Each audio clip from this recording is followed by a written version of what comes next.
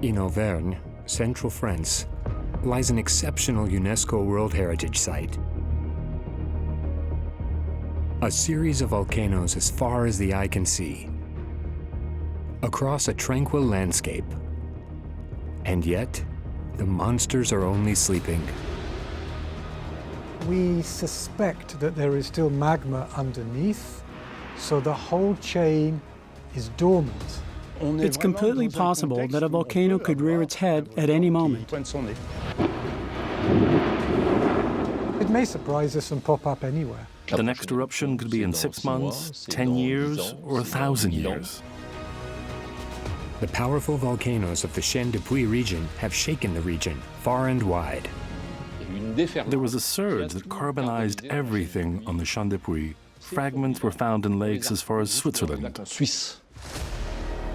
While only a few of the volcanoes exploded so violently, most spewed torrents of white-hot lava. The lava flow spread more than 15 kilometers. In some places, it could be 100 meters thick. We're talking something really impressive. The fiery spectacle may be gearing up for an encore. Eruptions could flare anywhere along the Chaîne de Puys, possibly devastating the largest neighboring city, Clermont-Ferrand, population 143,000. I doubt most people in Clermont-Ferrand know they live over a volcano. Can you imagine a new crater opening up in that spot in the center of Clermont-Ferrand? A lab in the heart of the city studies volcanoes around the world. But it keeps a watchful eye on its dormant neighbor. The first thing happened months or even years before. So normally you get a lot of time, but sometimes there's no warning. What would happen if France's youngest volcanoes angrily shook themselves awake? What kind of eruptions could be possible? And how would it impact the people living here? Despite the state-of-the-art science, could a volcano catch us by surprise? Through expert accounts and 3D imagery, we'll explore these fierce and fiery structures from the moment of birth to the present day. Come discover one of the world's most fascinating natural wonders, the Chaîne de Puys.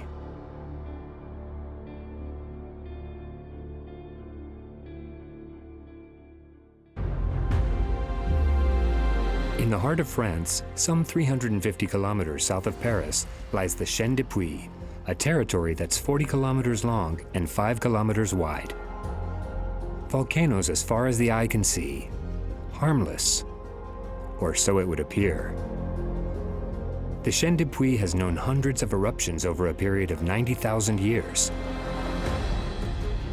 And this dormant range is directly adjacent to the city of Clermont-Ferrand. Practically in the city center stands the Puy de Dôme, almost 1,500 meters high. This emblematic summit is surrounded by dozens of volcanic edifices.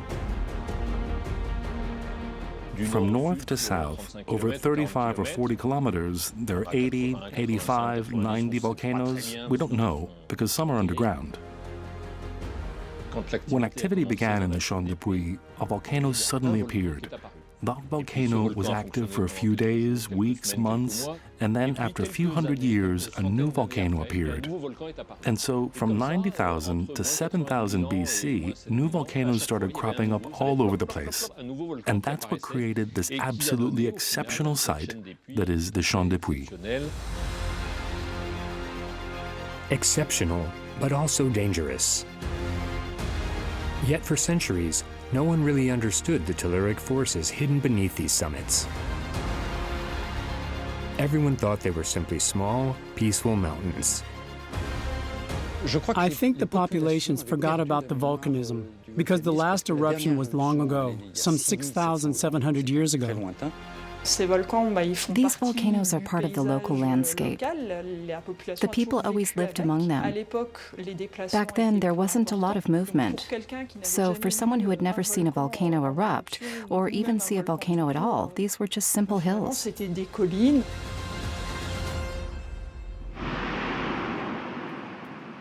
Thousands of years have passed since the last eruption. From the first mosses to the first trees, over time the vegetation reclaimed everything and erased the lunar aspect generally associated with this type of landscape. This was a simple process, as the Chaîne de Puys volcanoes only had one primary eruption.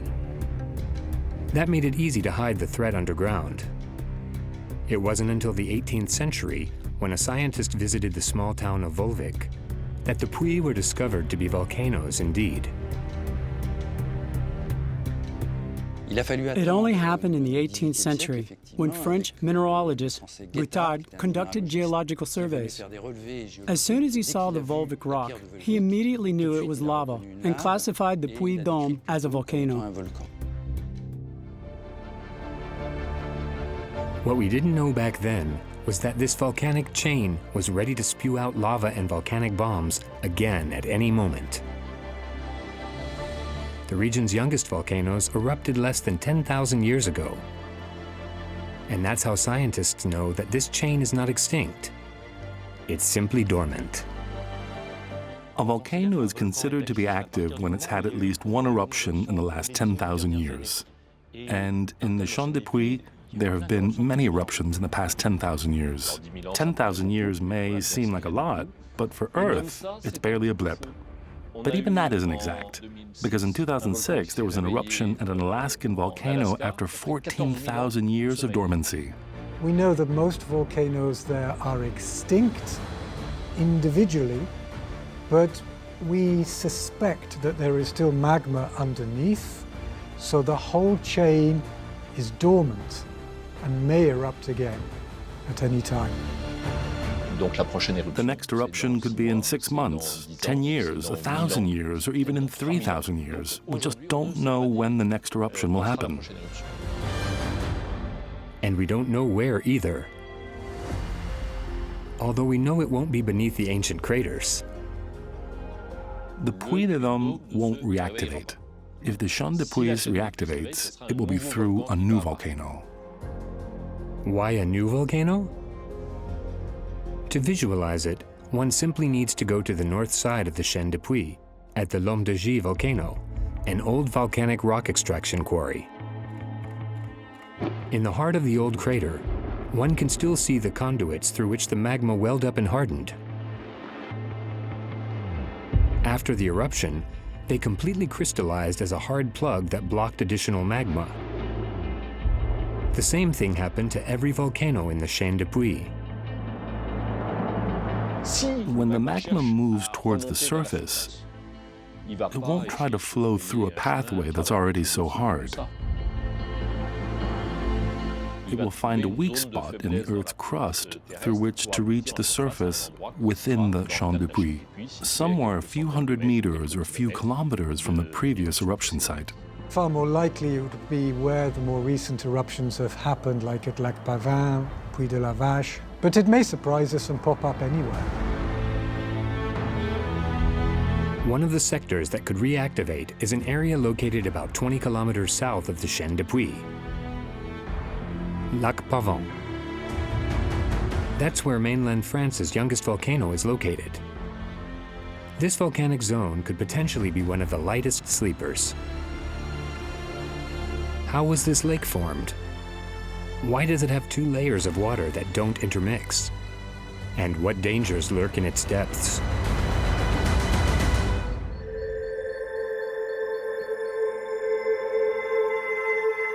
In overcast weather, its waters are a deep black. It's been called the Devil's Lake. It's a place of many mysteries and legends. One common legend is the myth of the sunken city. And to top it off, it's rumored that when you take a boat out on the lake, if you listen closely, you can hear the church bells of the sunken city. There are legends about the lake, which is said to have its own putrid clouds that smell like sulfur. Perhaps some of these myths are due to the lake's volcanic nature. Because Lac Pavin was actually created by an eruption some 6,700 years ago. At Lac Pavin, it was magma that rose up. The magma rose towards the surface of the Earth and hit a water table. Everything on top was torn away, which was actually the Puys de Monchal lava flows that had only emerged a short time earlier. That's what's known as a phreatomagmatic eruption. The water vaporized, and there's an instant explosion. The lid blows off. The lava comes out, and the lid is shattered into many small fragments, which then fall back down and create a beautiful Mare crater that's usually round or oval-shaped. The crater is roughly 800 meters in diameter and about 92 meters deep, and the hole was filled with water.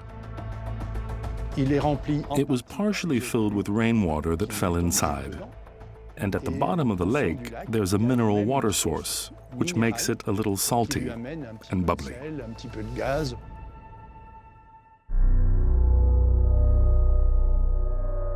Moving beyond the myths and legends, mainland France's youngest volcano hides other secrets within its waters. Some of them are potentially dangerous. That's because Lac Pavin is one of our planet's rare lakes where the waters do not intermix. A meromictic lake. Lac Pavin is made up of two lakes. There's the upper part, roughly 55 to 60 meters, which is a normal lake in contact with the atmosphere. Then, beneath that, there's water that's completely deprived of oxygen. Any fish that swims there won't have enough air. At the bottom, there's a layer that's very cold and with little light. It doesn't mix with the waters above because the volcano is surrounded by a tall relief that prevents the wind from stirring up the waters. So it's a very particular kind of aquatic environment. The deepest part of the lake will never rise up, and gases can accumulate within that layer. And what if Lac Pavin freed the gases from within its deepest layer? One of those gases is deadly, invisible, and odorless. Carbon dioxide. That very gas was responsible for a terrible disaster that took place in 1986 in Cameroon at Lake Nyos, a volcanic lake just like Pavin. The whole area of that part of Cameroon is very volcanic, and like in the Auvergne, there's a lot of carbon dioxide coming up, which was trapped at the bottom of the lake, and something caused that to change. We don't really know what happened exactly. Some 30 years later, we still don't know exactly what triggered it, but one of the most credible theories is that it was triggered by a landslide. A large quantity of soil could have suddenly fallen into the lake, causing the layers to mix and freeing the carbon dioxide that had been trapped at the bottom. There was this wave of carbon dioxide, a very dense gas, denser than air, which was expulsed. But it was totally imperceptible to the local people. It flowed down into the valleys and killed 1,700 people, along with a large quantity of cattle, birds, and insects. After that, the government tasked us with studying Lac Pavin to determine whether there was a similar risk. It turns out there isn't. The carbon dioxide levels at Lac Pavin are much lower than at Lake Nyos. The risk is apparently low. For now, the only gas rising to the surface is that of divers training in Pavin. Yet the lake is still being monitored by scientists because its levels of carbon dioxide change over time due to microorganisms present at the bottom. We know there's gas at the bottom. We can see it when you stir up the bottom. Bubbles come up. The question is there a lot or only a little? We don't know. Even if a degassing of Lac Pavin is highly unlikely, what are the chances of a new eruption that would create a volcanic Mare crater? The chances of a new Mare crater being created in the Chaîne de Puys are real because the chain has an abundance of water. We can see that along the Chaîne de Puys, there are clouds that form directly above the volcanoes.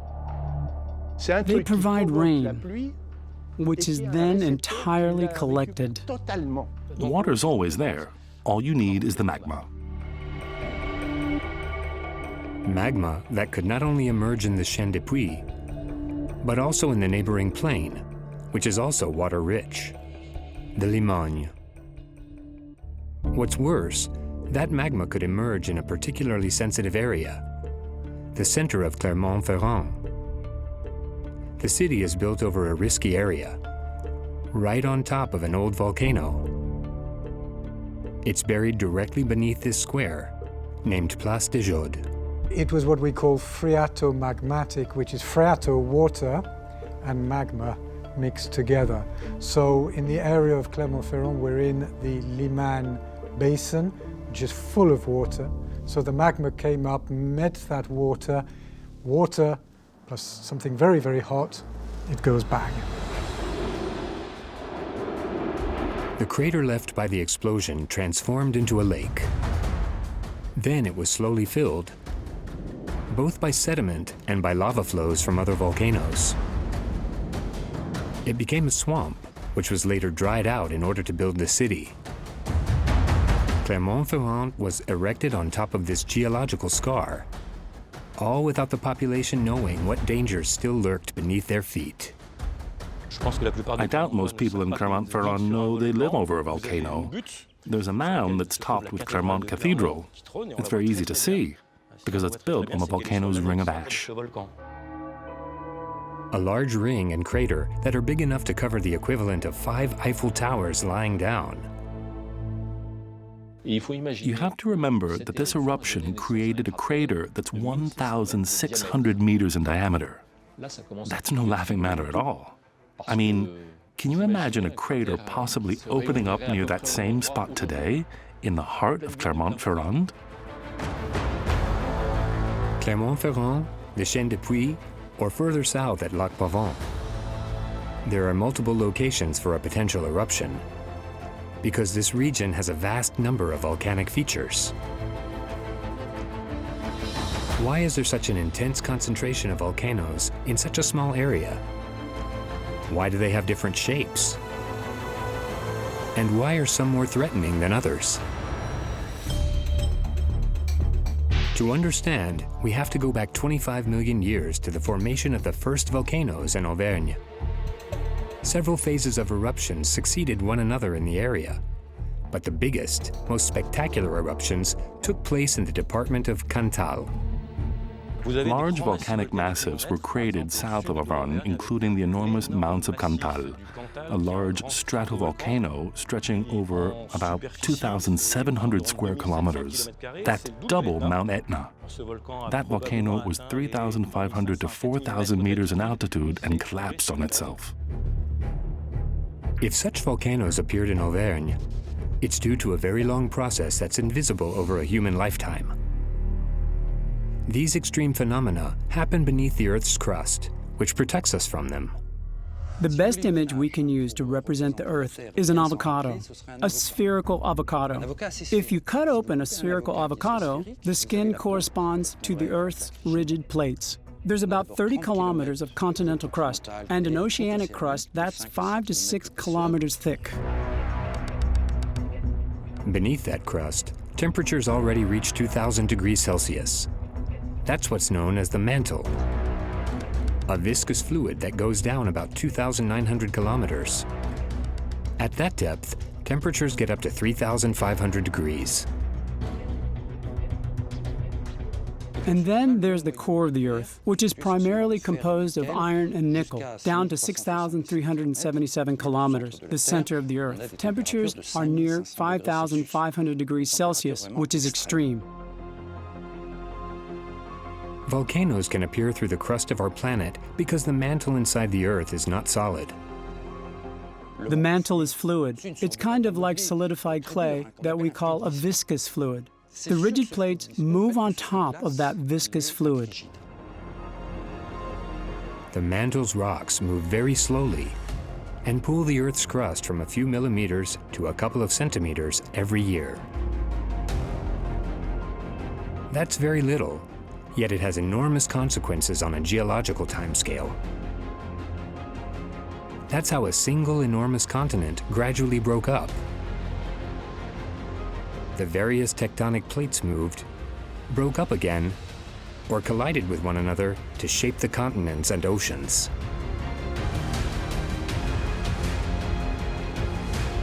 What came to play in Auvergne is the movement of two of these plates, the African and European plates. Africa has been moving northwards for a very long time, and in the most recent stage it closed the old ocean and it built the Alps. And the Alps, as they grew thicker and thicker, think of it as a boat. You've got a keel at the bottom, and that keel sank. And as it sank down, it drew the land apart next to it. The plate got slimmer. It withdrew on itself and created a big fault. A large fault leads to collapse. In Clermont-Ferrand, we can clearly see the collapse of this portion of the Earth's crust, the Limagne Basin, which is 30 to 35 kilometers wide. Had the movement of these plates continued, Clermont-Ferrand would have never existed. If they had continued to diverge, there would have been two separate continents and an ocean would have been formed between them. The plates' overlapping process stopped, but its effects were felt millions of years later with a slow rising of magma in the entire region. When you have a tectonic plate starting to slim down, the Earth's mantle rises towards the surface, which melts the rocks. That's when magma is created, and it rises to the surface. That rising first took place beneath the Limagne Graben, and then in the neighboring areas. When it came to the Chaîne de Puys, the magma took advantage of some very old rifts. We believe there were some mantle rocks that didn't come up exactly beneath the Graben, but just next to it. That created the Mont d'Or stratovolcano and the Chaîne de Puys. A chain of volcanoes rich in diversity and a neighboring graben not covered by an ocean. That's what led to this location being classified as a UNESCO World Heritage Site. This is a snapshot of a stage of the plate tectonics that can be seen in very few places on Earth. And here it's miniaturized, which is truly exceptional. This extraordinary panorama was created over tens of millions of years. It may look definitively fixed, but what is really going on beneath the Chaîne de Puys? Is there still magma that's ready to resurface at any time?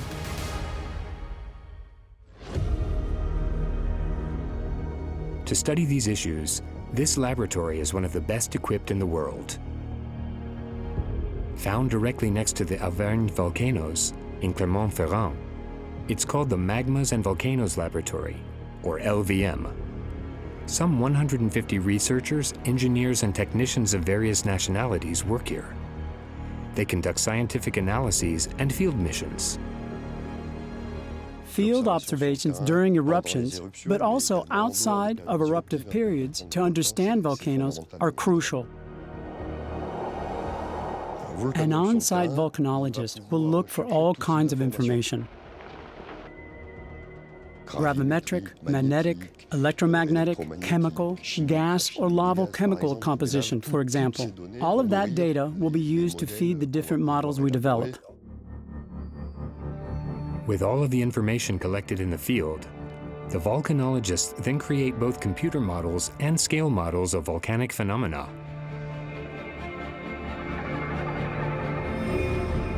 Such as this unique device, a 7-meter-long canal. The LMV volcanologists recreate volcano-triggered tsunamis. Tsunamis that can turn out to be incredibly dangerous. One of these particularly tragic eruptions went down in history. In Indonesia, between the islands of Sumatra and Java, the eruption of Krakatoa in the 19th century took the lives of 36,000 people. In 1883, the summit of Krakatoa exploded. It generated an ash column that rose 50 kilometers up into the sky. The volcano eventually collapsed beneath its own weight. The eruption of Krakatoa was extremely powerful, because some said the noise of the explosion could even be heard in Australia, over 5,000 kilometers away. The eruption was accompanied by very large tsunamis, which had waves around 30 meters high, that whisked very large vessels and ships up to 3 kilometers inland. In order to avoid such tragedies, the work of volcanologists is essential. Their mission also entails raising the alarm in case of danger. But even then, we don't always listen. You can do any instrumentation, get any measurement, but if you don't communicate it to people, then it's all worthless. And we have many examples of that. One of the most dramatic examples took place in Colombia, at the Nevado del Ruiz volcano. In 1985, scientists alerted the authorities weeks before the disaster. The city of Armero was destroyed, even though it could have been evacuated in hours. There was a lack of communication between the scientists and the people who were at risk, which meant that there was no warning of an event that was anticipated. In the afternoon, the ashes started to fall on Armero, and the people panicked. Then they tried to calm the people down. There were radio messages broadcast that evening saying, yes, the volcano is erupting, but there's no particular danger. It's also worth noting that the local population was not really prepared to evacuate quickly. It was a small eruption, but it was erupted onto a glacier, which had fresh snow on it, and it was the hot rock melting the snow which caused a major flood of mud to run down the valleys. It brought volcanic ash with it, but also large boulders. And the more the mud flood advanced, the more tree trunks and boulders it siphoned off. There was a wave of mud that descended on the city of Armero, which was located almost 50 kilometers from the volcano. It totally destroyed the city, claiming 23,000 lives, or 90% of the population, during that volcanic eruption. Today, even though the places at greatest volcanic risk are primarily in Latin American and Asian countries, the chaîne de Puys, and above all, its subsoil, are being closely watched by scientists. There are many mysteries that surround the Chaîne de Puys. That's what's getting people a little excited right now. We're finally starting to have the technological and geophysical means to figure out these questions. Scientists in Nancy recently studied this topic. Geologists from CNRS hypothesized that a reservoir could exist between the Puy de Dôme and the Grand Sarcouy, a mere dozen kilometers below the surface. According to them, it would be an impressively large reservoir of more than 6 cubic kilometers of magma. In comparison, the creation of the Puy de Dôme only required 0.4 cubic kilometers of magma. If there was a large reservoir that led to a series of eruptions 10,000 years ago, it's absolutely impossible that it has cooled in 10,000 years. There is so much thermal inertia in such a reservoir that it would take tens of thousands of years for it to cool completely. The volcanoes of Auvergne are a hot topic among the scientific community, as evidenced by the study by the Nancy researchers that made a splash and sparked a debate. The hypothesis that a chamber in some way unites the Puy de Dôme and the Grand Sarcouy, passing via several volcanoes, doesn't hold up. It's not a defendable hypothesis. Today, we think that if there were to be a new eruption, it would probably be due to a new injection of magma coming from the upper mantle, so something that's 30 to 40 kilometers deep, coming directly up to the surface. And just what would happen if that magma came up from the depths, from the mantle beneath the Earth's crust? Would the region be beset with torrents of lava? Could it impact the urban areas closest to the chain? like Riom, Volvic, or Clermont-Ferrand.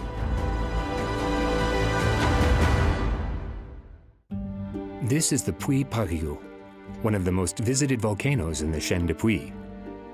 This type of volcano is labeled as Strombolian, meaning it discharges a lot of lava and is shaped like a cone with a crater at the summit. Along the chaîne de Puys, what we see most often are Strombolian cones. You have very big lava flows that generally originated from Strombolian cones, or shall we say from Strombolian activity, and which cover a huge area, filling all the valleys. It's something very impressive. The Puy de Côme, also a Strombolian volcano, spread its lava flows into the neighboring valley some 20 kilometers away. It actually has two craters slotted into each other because it underwent two successive eruptions. Yet both eruptions were caused by the same mechanism. A fracture opened in the earth. Showers of incandescent lava were emitted, propelled by the gases, which then fell and accumulated around this conduit. That progressively built up a cone with a crater at the summit, which continued to expel lava until it ran dry. Every minute or maybe every few seconds, a bubble of gas comes up through the lava and it bursts, and that throws material into the air. After a few days, we had what we call a cinder cone, a crater at the summit with lava flows at the base. These twins, with their partially collapsed craters, are also cinder cones. They're the youngest in the chaîne de Puys. Their lavas joined together to form a single flow and blocked off a river. Lava flows from the Puy de la Vache and the Puy de las Olas spread over 15 kilometers to the Liman plain. In some places, it could be hundreds of meters thick. These lava flows can create water dams, which in turn result in lakes, such as Lac de Dat. If such flows occurred in the past, they could certainly happen again. The question is whether such flows would be confined to the dome plateaus or if they would spill into the nearby valleys.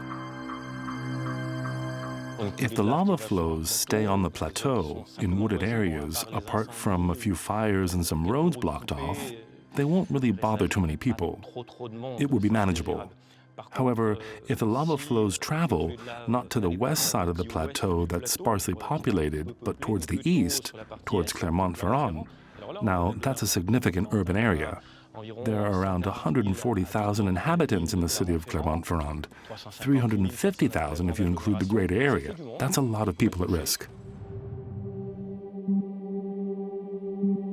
Luckily, when it comes to Strombolian-type volcanoes, the eruptions tend to be localized, and the potential threat to the local population is relatively easy to discern. Generally dramatic, but unless you're standing right next to it, you have nothing to worry about. Even if people are rarely affected by this type of eruption, the physical damages can be consequential. To diminish their impact, volcanologists attempt to predict the trajectory of the lava flows.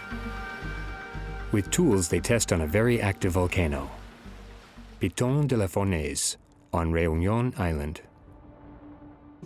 There are regular eruptions, 2 on average per year for the past 40 years, and in 2019 there were 5.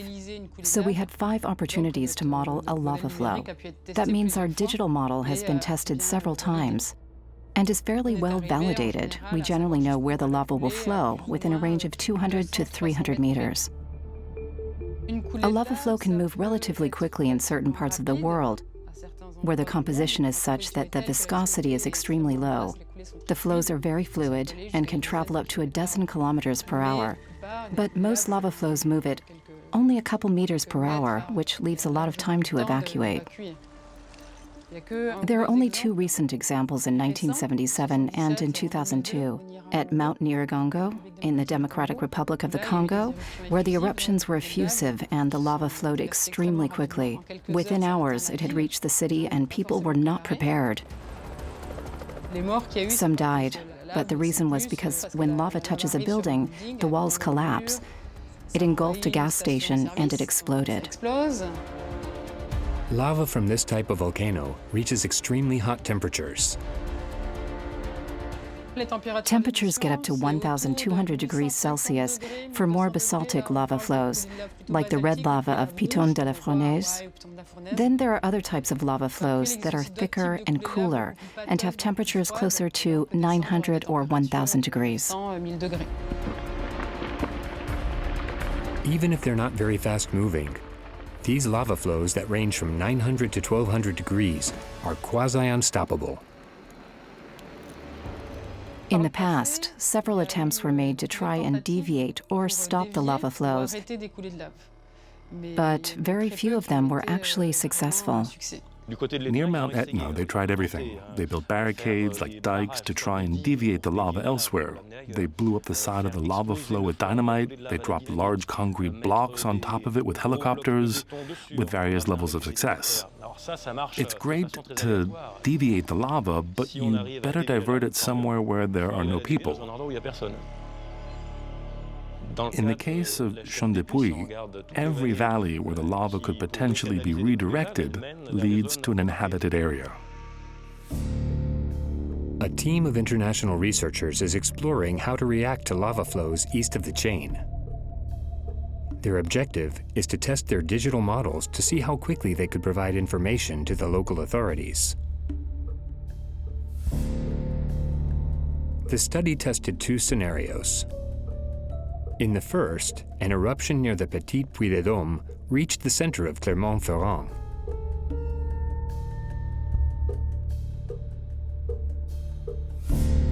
In the second, the eruption took place at the Puy de la Grave Noire, a volcano on the edge of the Plateau de Dôme, just above the city. In that situation, almost all of Clermont-Ferrand would be destroyed by lava. Using models quickly after an eruption allows us to easily know which zones would be affected and which zones would be less affected.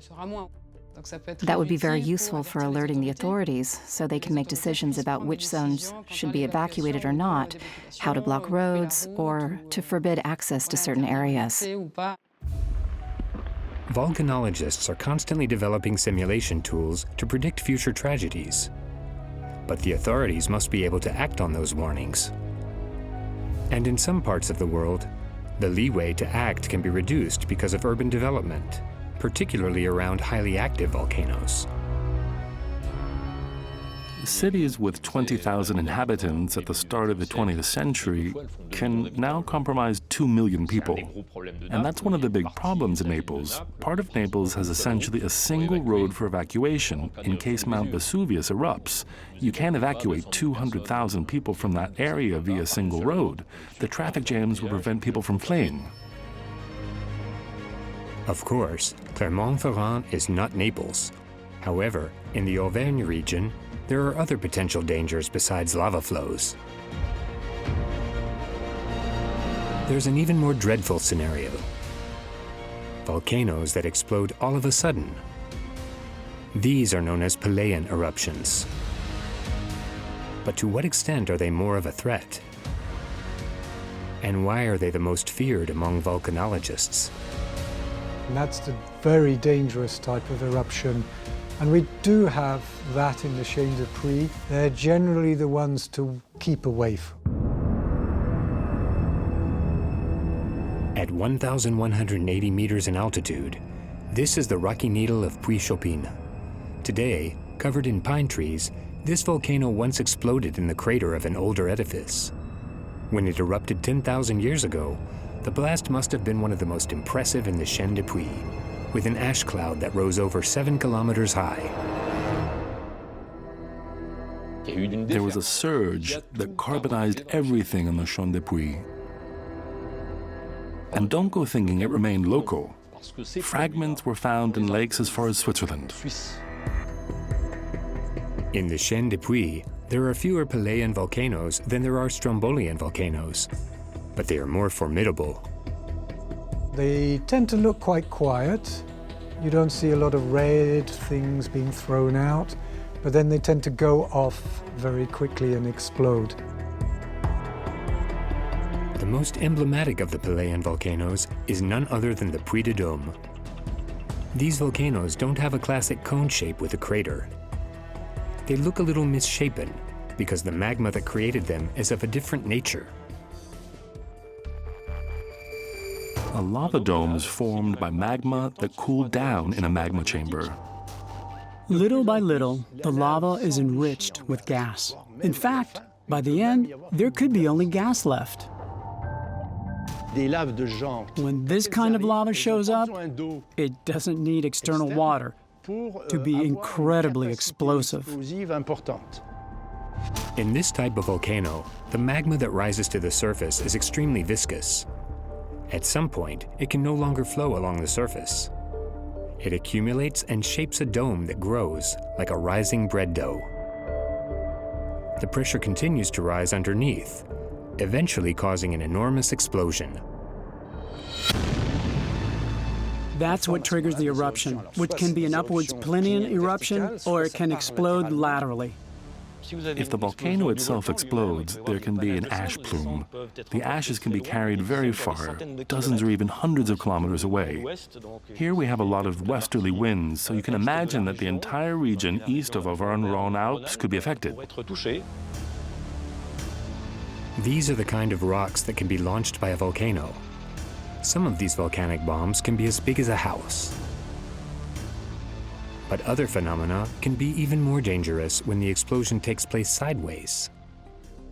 When it's lateral, it's called a nuée ardente, or pyroclastic flow. It's a very frightening thing to see. You see a small cloud appear at the top of the volcano, and it goes up, but it also comes towards you. It seems very slow at first, and then it comes quicker and quicker and quicker. It's a mix of burning gas, hot ash, and rock fragments that flows downslope at considerable speeds, up to 300 or 350 kilometers an hour. It's also incredibly hot, like 300 to 350 degrees Celsius. Everything in its path is completely destroyed.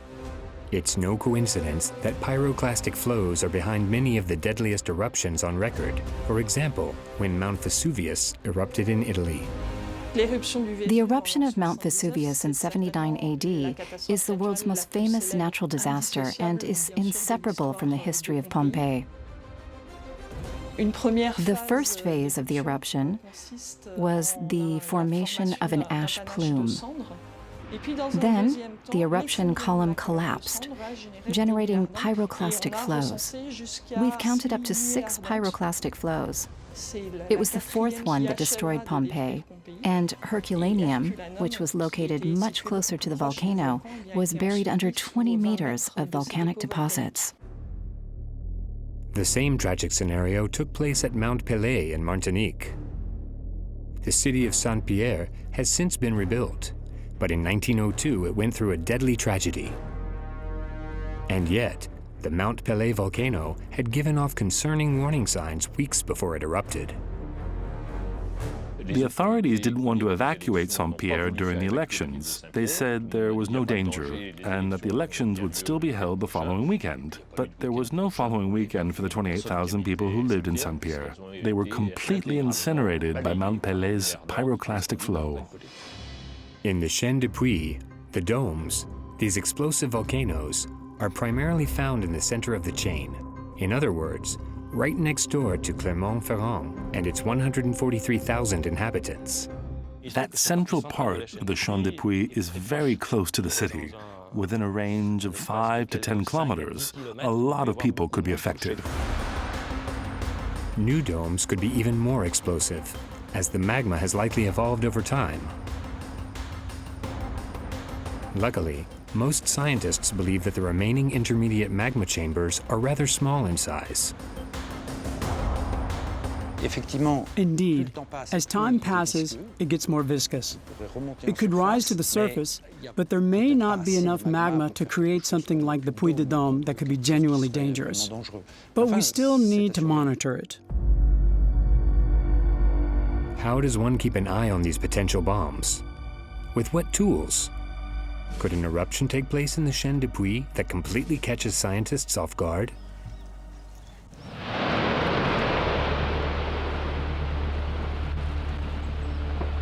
Every year, the planet experiences around 60 eruptions, although most of them happen under the oceans. There are too many volcanoes on the surface for all of them to be under constant surveillance. There are 1,670 active volcanoes on the surface of the Earth. We don't have that many observatories. So what do? We focus on the most dangerous. Some volcanoes have entire organizations studying them. Volcanic observatories are assigned to monitor them, like the French overseas volcanoes on Reunion Island in the West Indies. There is no monitoring laboratory dedicated to the chaîne de Puys. But like every other volcanic zone on the planet, the region is scanned from the sky. Technology has evolved considerably, and we can now monitor volcanoes from a distance. We have satellite systems that are used with increasing frequency. For example, radar interferometry, which provides highly precise data on the level of deformation of volcanoes.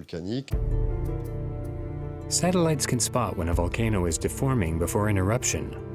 They can monitor the evolution of volcanic crises and are increasingly efficient, especially for hard-to-access areas. There's one named HotVolc, which gathers quantitative information throughout an eruption. Things like the amount of gas, the density of ash plumes, or the lava flow rate. All of that data is absolutely essential to the digital models. When the Icelandic eruption of Eyjafjallajökull took place in 2010, the HotVolc system was key. The satellite monitoring system of infrared thermal imaging allowed us to follow the plume in what is a very topographically complex region. That plume led to complete cancellation of flights between Europe and the United States.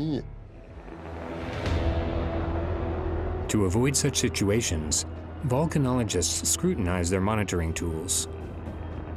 Whether for the chaîne de Puys or the rest of the planet, they are on the lookout for familiar warning signs.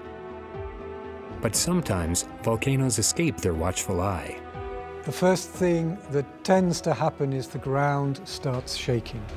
And that may happen months or even years before anything happens. You will get gas probably coming out.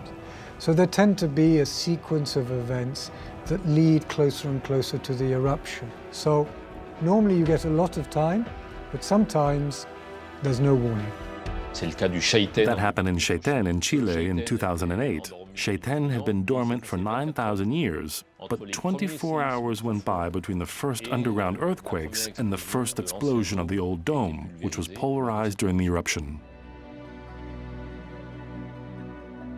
Most scientists believe this kind of surprise would be highly unlikely in the chaîne de Puys. The local volcanoes have only known a single eruption, and their conduits are all completely plugged, meaning magma wouldn't be able to rise up unnoticed.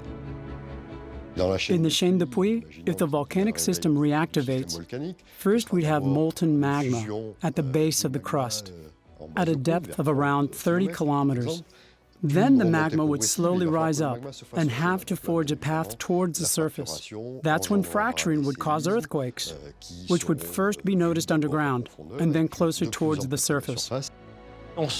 We would most likely be able to see that something was happening a couple months or a couple of weeks before the magma even got to the surface. Seismicity is the precursor that would allow us to put a denser monitoring system in place. At the same time, of course, the satellites would continue to orbit, capturing images of the chaîne de Puys. Could we ever see scientists from the Magmas and Volcanoes laboratory set up an observatory in the chaîne de Puys after an earthquake warning? From a theoretical standpoint, it's not impossible. The last eruption was 8,600 years ago. In geological terms, that's not even yesterday. That's today at lunch. So it's completely possible a volcano could rear its head at any moment.